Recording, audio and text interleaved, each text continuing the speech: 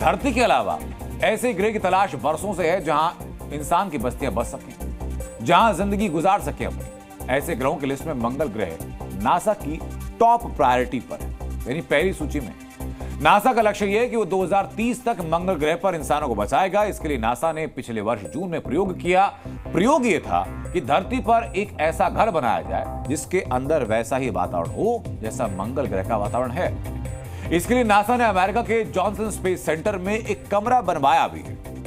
ऐसे कमरे का सेट हमने डीएनए में तैयार किया, जो आपको हम दिखाना शुरू करते हैं ताकि एक आप झलक ले सकें कि नासा क्या कोशिशें कर रही है, कैसे सेट बना रही है और उस सेट की ऐसी क्या खासियतें हैं जो मंगल ग्रह के वातावरण से उसको सीधा तुलना की जा रही है। आपको लग रहा होगा आज कि डीएनए सीधा मंगल ग्रह से लाइव चल रहा है, लेकिन ऐसा है नहीं। मैं जी न्यूज़ के स्टूडियो में हूं। स्टूडियो में आपको बताने के लिए मंगल ग्रह जैसा वातावरण का एक प्रतिबिंब हमने तैयार किया। ऐसा ही वातावरण नासा ने भी तैयार किया और 25 जून 2023 को अपने 4 सदस्यों को उसमें रहने के लिए भेज दिया।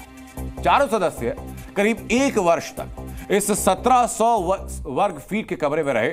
इस दौरान चारों ने मंगल ग्रह पर रहने के दौरान आने वाली चुनौतियों का सामना किया। हैबिटेट के वातावरण को उतना ही तनावपूर्ण रखा गया जितना असली में मंगल ग्रह की धरती पर होता।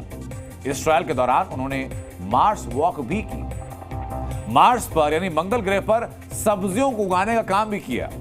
क्रू ने साल भर अपना खाना खुद उगाया और खुद पकाया और खुद खाया। यानी उन्होंने वैसा ही अनुभव किया जैसा वो सच में मंगल ग्रह पर होते, वैसा ही अनुभव किया गया। क्रू के सदस्यों ने कम्युनिकेशन के लिए वही तरीके इस्तेमाल किए जो स्पेस में होते हैं, यानी पूरी तरीके से फीलिंग वही, एहसास वही, चुनौतियां वही जो मंगल ग्रह पर आए।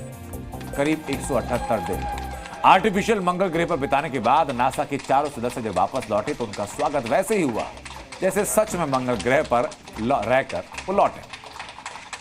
I am so proud and honored to be part of this crew and project, and to be a part of a small incremental part of the work being done here on Earth that will one day enable humans to explore and live on Mars.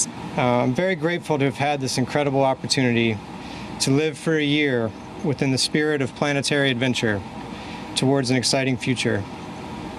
And I'm grateful for the chance to live the idea that we must utilize resources no faster than they can be replenished and produce waste no faster than they can be processed back into resources.